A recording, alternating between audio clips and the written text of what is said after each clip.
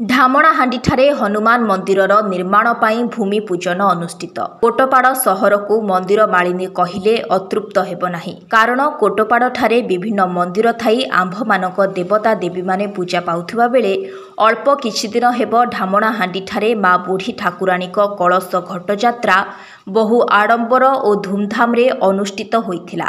ସେହିପରି ଆଜି କୋଟପାଡ଼ ବ୍ଲକ ଅନ୍ତର୍ଗତ ଢାମଣାହାଣ୍ଡି ଗ୍ରାମରେ ମହାବୀର ହନୁମାନ ବା ବଜରଙ୍ଗୀ ମହାରାଜାଙ୍କ ମନ୍ଦିର ନିର୍ମାଣ ସକାଶେ ଭୂମି ପୂଜନ ଅନୁଷ୍ଠିତ ହୋଇଥିଲା।